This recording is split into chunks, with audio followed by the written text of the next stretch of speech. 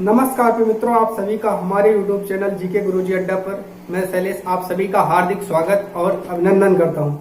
जैसा कि आप लोगों को पता है कि हमने जो टॉपिक इसके पहले पढ़ा था वो इंडस वैली सिविलाइजेशन और हड़प्पन सिविलाइजेशन, सिंधु घाटी सभ्यता और हड़प्पन सिविलाइजेशन पढ़ा था, जिसमें हमने वहां का जो सामाजिक सोशल पक्ष था, इकोनॉमिक आर्थिक, रिलीजियस धार्मिक और इकोनॉमिक और जियोग्राफिकल, इन सब चीजों को हमने देखा था। आज हम उसी के अंतर्गत एक नए टॉपिक पर, वो टॉपिक हमने कंप्लीट कर लिया और आज एक नया टर्म हम शुरू करेंगे जिसको बोलते हैं हम लोग वैदिक सभ्यता। अर्थात वैदिक सभ्यता आई किससे? तो कहा जाता है कि जब हड़प्पा सभ्यता या इंडस वैली सिविलाइजेशन अपने समाप्ति की ओर थी तो उसका एक प्रमुख कारण लोग मानते हैं आर्यों का। अर्थात आर्यों ने आक्रमण कर दिया और सिंधु घाटी सभ्यता का पतन हो गया। अर्थात ये आर्य आए कहां से? तो ये कहा जाता है कि ये जो आर्य आए थे ये मूलतः जो है मध्य एशिया से चल करके आए थे। इसमें भी कई विद्वानों का मतभेद है, कोई अफगानिस्तान का मानता है, कोई अन्य क्षेत्रों का मानता है, लेकिन मैक्स मुलर महोदय प्रमुख इतिहासकार हुए हैं जिनके ही कथनों से सारे लोग परिचित हुए हैं। उन्होंने ही माना है कि आर्य मध्य एशिया से आए हैं और वही कॉन्सेप्ट लेकर के हम लोग पढ़ाई करते हैं। ऐसा कहा जाता है कि आर्य जब आए तो उन्होंने सिंधु घाटी सभ्यता का पतन कर दिया, अर्थात ये सबसे प्रमुख कारण माना जाता है। तो आइए हम लोग वैदिक सभ्यता, अर्थात वैदिक सभ्यता जो आई है ये आर्यों की देन है, क्योंकि आर्य जो भाषा बोलते थे उनकी भाषा संस्कृत भाषा थी, तो उसी से ही इसको वैदिक सभ्यता कहा गया है। तो आइए इसको हम लोग समझते हैं। वैदिक सभ्यता का मतलब होता है वैदिक सिविलाइजेशन। इसको इंग्लिश में टर्म आता है वैदिक सिविलाइजेशन, अर्थात वैदिक सभ्यता। वैदिक सभ्यता, वैदिक सिविलाइजेशन, देखिए वैदिक सबसे प्राचीन सभ्यता है। अगर आपसे पूछता है कि सबसे प्राचीन सभ्यता कौन सी है वो हमारी, तो हमारी सबसे प्राचीन सभ्यता जो है वो वैदिक सभ्यता ही मानी जाती है। क्यों मानी जाती है? क्योंकि इसमें वेदों की रचना हुई है। अर्थात वैदिक सभ्यता में ही जो आपके वेद हैं उनकी रचना हुई है। यहां तक कि ब्राह्मण ग्रंथ, आरण्यक और उपनिषद भी इसी के अंतर्गत लिखे गए हैं।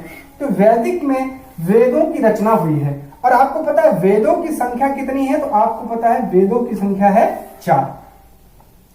आगे जब बात करते हैं वैदिक शब्द की, तो वैदिक शब्द जो है ये वेद, अर्थात वैदिक शब्द में ही एक कॉन्सेप्ट आता है वेद। ये वेद से निकला है और इसका अर्थ होता है ज्ञान। अर्थात जो वेद शब्द है, वेद का अर्थ होता है ज्ञान से। तो पूछा जाता है कि जो वैदिक संस्कृति आई, अर्थात जो वैदिक कल्चर आया, संस्कृति को बोलते हैं कल्चर, जो वैदिक कल्चर आया वो कहां से आया? अर्थात जो वैदिक संस्कृति अर्थात वैदिक कल्चर है, इसके निर्माता, इसके फाउंडेशन आर्यों को माना जाता है। और इसका जो आर्य है, इनका संस्कृत भाषा, वैदिक संस्कृति में अर्थ होता है श्रेष्ठ या कुलीन या अभिजात भी इनको कहते हैं। आर्य शब्द का सर्वप्रथम प्रयोग 1853 ईस्वी में मैक्स मुलर 1853 में फर्स्ट टाइम जो यूज किया इस वर्ड का, वो मैक्स मुलर ने किया था। इन्होंने ही श्रेष्ठ या कुलीन से इसका अर्थ निकाला था।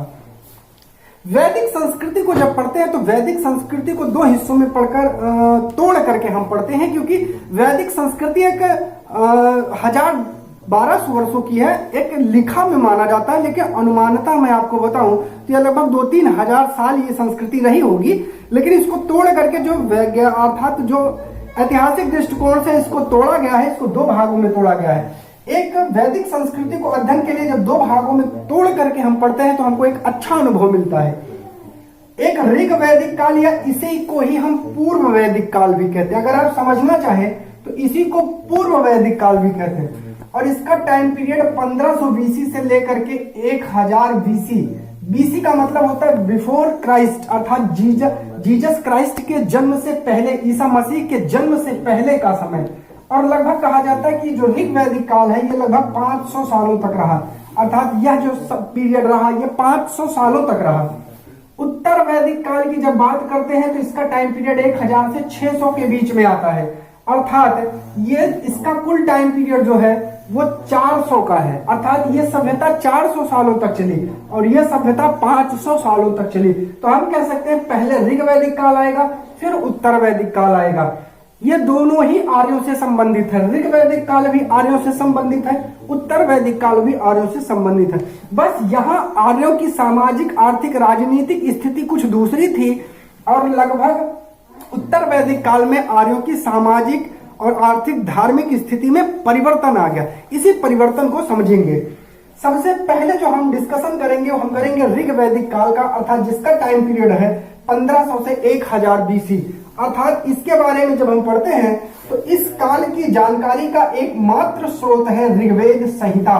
अर्थात ऋग्वेद संहिता ही एकमात्र स्रोत है जिसके माध्यम से हम ऋग वैदिक काल की जानकारी कर सकते हैं। उत्तर वैदिक काल की जानकारी आप सामवेद, अथर्ववेद, यजुर्वेद प्लस उपनिषद प्लस जिसको वेदांत भी कहते हैं उपनिषद को, आरण्यक, इनसे आप कर सकते हो। लेकिन ऋग वैदिक काल की जानकारी आपको सिर्फ ऋग्वेद संहिता से ही मिलेगी, अर्थात केवल और केवल ऋग्वेद से ही मिलेगी। बाकी ऋग्वेद के अलावा जितने भी वेद हैं, उपनिषद हैं, आरण्यक हैं, वो सब उत्तर वैदिक काल में रचे गए। सिर्फ ऋग्वेद ही इससे संबंधित है। कहा जाता है कि जो आर्यों की ये ऋग वैदिक काल का जो टाइम पीरियड था ये ग्रामीण सभ्यता थी और आर्यों का इस समय इनका जो पेशा था मुख्य रूप से वो पशुपालन करना था।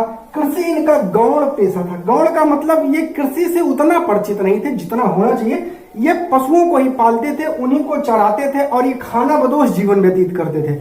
इनका कारण ही था खाना बदोश जीवन जीना। और ये वैज्ञानिकों ने माना है कि जैसे आप जानते हैं ये भारत का जम्मू कश्मीर का क्षेत्र है। मैप में जैसे आप ये देख रहे हैं ये हमारा क्षेत्र है। अब इधर जब हम आते हैं ऐसे, ये आपका जो है ये क्षेत्र, ये पाकिस्तान का क्षेत्र हो गया और ये आपका अफगानिस्तान का क्षेत्र हो गया और इधर का ये एशिया का पार्ट हो गया। अर्थात ये जो आपके पॉइंट वाइज दिख रहे हैं आपके आर्य हैं और ये आर्य जो है ये मध्य एशिया से होते हुए इस तरफ से इस तरफ की ओर आगे बढ़े हैं। अर्थात एक समय आप देखेंगे कि यहाँ तक आ जाते हैं जो आज का पटना, अर्थात जो आपका आज का पटना है उस समय मगध के रूप में जाना जाता था, यहाँ तक ये आ जाते हैं। तो इसका विस्तार होता है, इसके बारे में हम आगे चर्चा करेंगे। पहले इतना जानते हैं कि आर्य ऐसे ही बसे थे। अब कहा जाता है कि ये ईरान से होकर के भारत आए थे। तो ईरान यहाँ आपके इस रास्ते से ये भारत आए थे। ऋग्वेद की अनेक बातें ईरानी ग्रंथ अवेस्ता से मिलती हैं, इसीलिए कहा जाता है कि आर्य ईरान से ही आए होंगे। मैक्समूलर महोदय ने इन्होंने कहा है कि आर्य मुख्य रूप से मध्य एशिया के निवासी थे। उन्होंने माना है कि जो आर्य है वो मुख्य रूप से मध्य एशिया के ही निवासी थे। अर्थात इन्हीं के कथनों पर ही विचार किया गया है और इसी के बाद मैक्स मूलर के इन कथनों पर विचार करके जो है हम बताते हैं कि आर्य मध्य एशिया से ही आए हैं। तो जब हम डिस्कशन करते हैं इसको बोलते हैं भौगोलिक विस्तार। अब भौगोलिक विस्तार की जब हम बात करते हैं तो भौगोलिक विस्तार का मतलब होता है इनका क्षेत्र विस्तार। इनका क्षेत्र कैसे था, ये किस किस क्षेत्र में अपना प्रसार धीरे धीरे करते गए, तो इसको हम लोग समझने का प्रयास करते हैं। आर्यों का आरंभिक इतिहास अगर हमको जानने को कहीं से मिलता है तो वो ऋग्वेद से ही मिलता है। अर्थात हम ऋग्वेद से ही आर्यों के इतिहास के बारे में जान सकते हैं। तो आर्यों का जो आरंभिक इतिहास आपको पता लगेगा वो ऋग्वेद से मिलेगा और इसमें निवास स्थल आर्यों का जो बताया गया है वो सप्त सिंधु क्षेत्र बताया गया है, अर्थात 7 नदियों का क्षेत्र। अब ये 7 नदियां कौन सी थी? देखिए, नदियों के किनारे आर्य क्यों बसे कारण था, वहां जल सुगम अर्थात पानी आसानी से मिल जाता था, थोड़ी बहुत उपजाऊ और अच्छी वनस्पतियां और फल फूल अन्य चीजें भी मिल जाया करती थी। तो इस कारण वो लोग नदियों के किनारे बसे और आर्य मुख्यतः जो सबसे ज्यादा इनका प्रसार था वो सिंधु नदी और इसकी सहायक नदियों के आसपास का क्षेत्र इनके लिए सबसे ज्यादा प्रमुख था। तो निवास स्थल इनका सप्त सिंधु क्षेत्र अर्थात 7 नदियों का क्षेत्र माना जाता है। वो 7 नदियां कौन सी थी? तो सिंधु है, सरस्वती है, शताद्री जिसको सतलज कहते हैं, बिपाशा जिसको व्यास कहते हैं, पारुष्णवी जिसको रावी कहते हैं, वितस्ता जिसको झेलम कहते हैं, अस्किनी जिसको चिनाब कहते हैं। इन 7 नदियों का जो है ये आज के नाम है इनका उल्लेख है। ये सरस्वती जो है आपकी ये अफगानिस्तान की है, ये अफगानिस्तान में है। सिंधु भी आपके अफगानिस्तान में ही है, नहीं तो ये आप समझे कि इलाहाबाद वाली नहीं है। इनके जब विस्तार और क्षेत्र की बात करते हैं तो इनका विस्तार अफगानिस्तान, पंजाब और पश्चिमी प्रांत अर्थात मैप में आइए, ये है आपका अफगानिस्तान। ये तो अफगानिस्तान, पंजाब ये पाकिस्तान का पश्चिमी और ये वाला पूरा हिस्सा पंजाब और भारत के उत्तर पश्चिम प्रांत यही है, भारत का उत्तर पश्चिमी छोर उत्तर प्रदेश का, यहां तक इनका विस्तार हुआ था।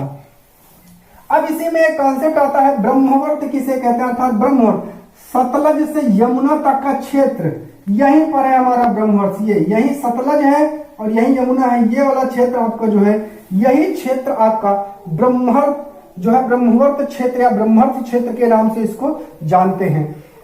मनुस्मृति में इसको सरस्वती और वृषवती नदियों के बीच का क्षेत्र माना गया है। मनुस्मृति में ब्रह्मर्षि देश की संज्ञा किसको दी गई है, गंगा एवं यमुना के दोआब क्षेत्र, गंगा एवं दोआब, अर्थात यहां एक टर्म होगा गंगा एवं यमुना, आप यमुना कहेंगे, गंगा एवं यमुना के दोआब क्षेत्र तक आर्यों का विस्तार था, अर्थात यहां से लेकर के और गंगा और यमुना का दोआब यहां पड़ता है, अर्थात यहां तक आर्यों का आपका विस्तार रहा होगा।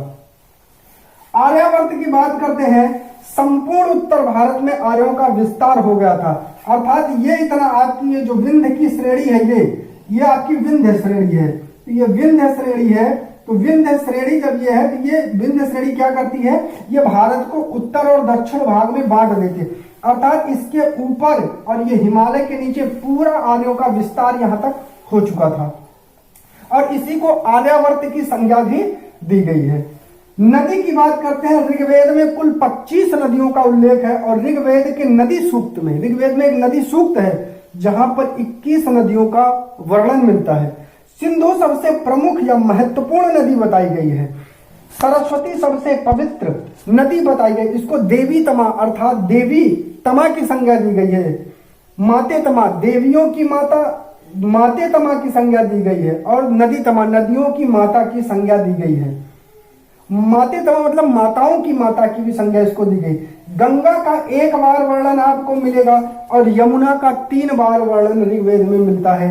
हिमालय पर्वत की एक मुंजवंत चोटी का वर्णन भी आपको इस जो है ऋग्वेद में मिलता है कि हिमालय पर्वत पर एक मुंजवंत चोटी थी, जो आपका ये हिमालय पर्वत वाला क्षेत्र है, ये यहीं पर एक मुंजवंत चोटी, यहां पर एक मुंजवंत चोटी जो है, ये मुंजवंत चोटी का भी साक्ष्य आपको मिलता है।